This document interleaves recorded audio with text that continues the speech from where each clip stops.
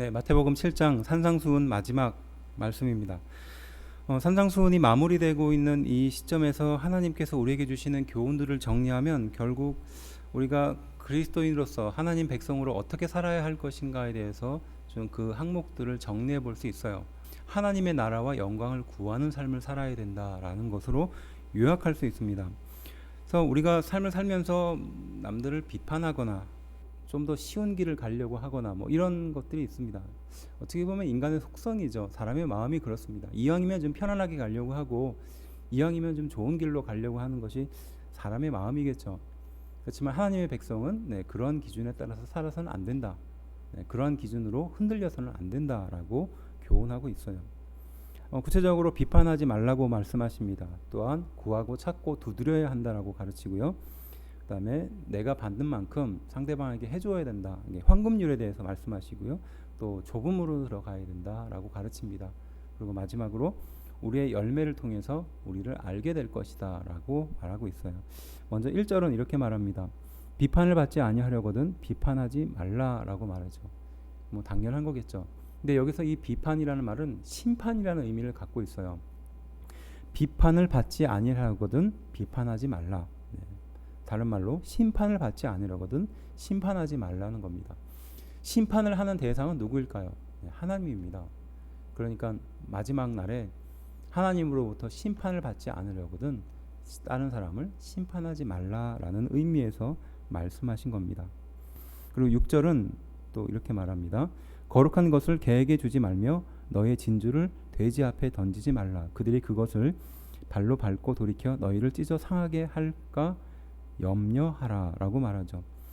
이 말은요, 거룩한 것과 진주는 천국 복음을 말하는 것이고 또 개나 돼지는 복음을 방해하는 자, 또 복음을 이해하지 못하는 자들을 말하는 것입니다. 그래서 정리하면 복음의 참 의미를 모르는 사람에게 비판과 헤아림은 더 이상 의미가 없다라는 것을 말하고 있는 것이에요. 세기의 경읽기 같은 말이죠.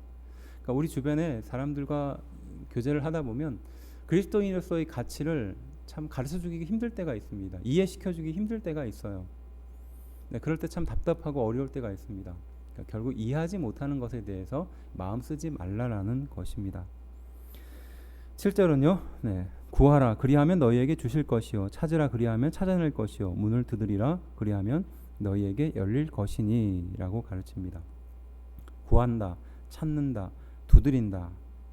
이건 천국 복음에 대한 태도를 말하는 거죠. 천국 복음에 대해서 구하고 찾고 두드려야 된다라고 말하고 있습니다. 그리고 12절에 그러므로 무엇이든지 남에게 대접을 받고자 하는 대로 너희도 남을 대접하라. 이것이 율법이요 선지자니라 라고 말합니다. 황금률입니다. 그러니까 대접받고자 하는 대로 남을 대접하라라는 것이에요. 그리고 이것이 율법이요 선지자, 그러니까 곧 구약의 말씀이다 이렇게 말하는 겁니다. 성경의 말씀이다라는 뜻이죠.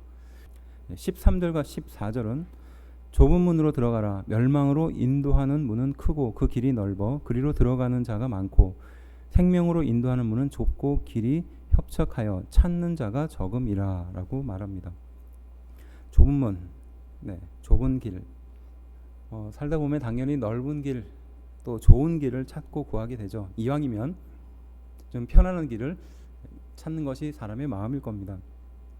그렇지만 이 좁은 문과 좁은 길은 다른 의미로 본다면 예수님께 나아가는 유일한 길이기도 합니다. 그러니까 진리에 이르는 유일한 길이에요.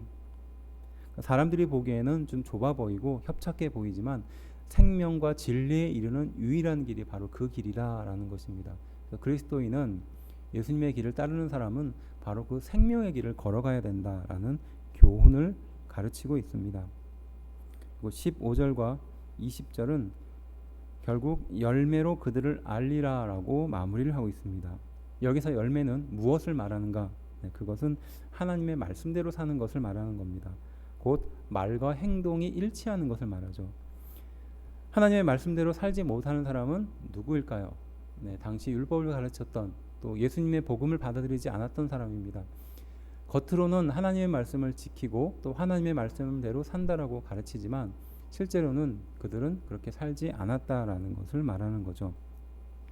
거짓 선지자에게 선한 행실과 행동이 나타나지 않는다라고 말하며 예수님의 말씀대로 행하는 것이 그리스도인이 해야 할 일이다라고 가르치는 것입니다. 열매로 그들을 안다. 네, 결과가 모든 것을 보여준다. 뭐 이렇게 하게 해석할 수 있어요. 그렇지만 이 말씀이 우리에게 가르치려고 하는 것은 예수님의 말씀대로 행하는 그것을 말하는 것입니다. 정리하면 타인에 대해서 심판하려는 마음을 내려놓고 천국 복음을 구하고 찾고 두드려야 하며 또 좁은 문, 또 좁은 길을 가도록 해야 된다라고 가르칩니다. 결국 이러한 삶을 사는 사람들은 하나님의 말씀대로 사는 사람이고 거룩한 열매를 거둬들이게 된다라고 교훈하고 있습니다. 세상 사람들과 함께 하나님의 말씀을 전하면서 사는 것은 결코 쉽지 않습니다. 또 때로는 타협해야 될 때도 있고 또 때로는 용서하지 못할 사람을 만날 때도 있습니다.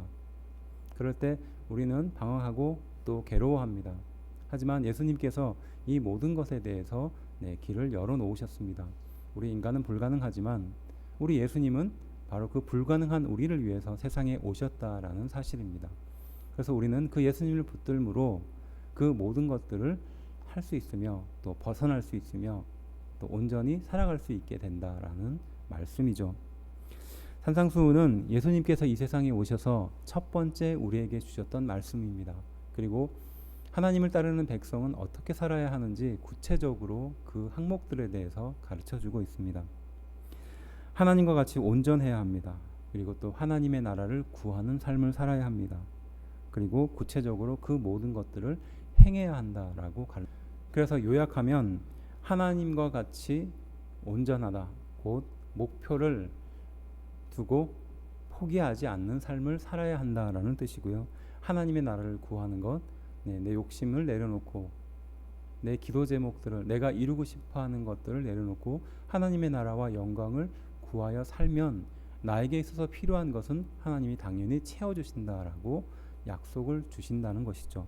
그리고 마지막으로 하나님의 백성은 하나님의 백성답게 행하라라고 이해할 수 있습니다. 우리는 어떤 것이 진리인지 또 어떤 것이 진짜인지 모르고 살 때가 많습니다. 그러다 보면 세상의 가치관과 기준을 따라서 또 우리 마음속에 자리 잡고 있는 욕심을 따라서 그렇게 살아가는 경우가 꽤 많죠. 이것이 정말 어떤 것인지도 모르고 그저 붙들리며 살아가는 인생처럼 그렇게 살아가는 인생이 많습니다. 그럴 때 예수님께서는 예수님을 붙들고 하나님의 나라와 영광을 구하며 또 그 말씀대로 행하라라고 가르칩니다. 우리 인간은 부족하고 또 우리 인간은 연약합니다. 할 수 있는 것보다 할 수 없는 것이 더 많습니다. 아니 그것보단 할 수 없는 것이 거의 대부분이죠. 바로 그러한 인생에게 예수님은 찾아오셔서 말씀하고 있습니다. 산상수훈을 통해서 다시 얻게 되는 교훈은 우리가 천국 백성으로서 어떻게 살아가야 하는지 구체적으로 그 항목들을 점검해 볼 수 있습니다. 우리 안에 죄악을 내려놓고 우리 안에 유혹과 욕심을 내려놓고 예수님의 말씀을 붙들고 또 그분의 인도하심을 붙드는 것, 또 그렇게 하루하루를 살아가는 것, 그것이 우리에게 주는 큰 교훈인 줄로 믿습니다.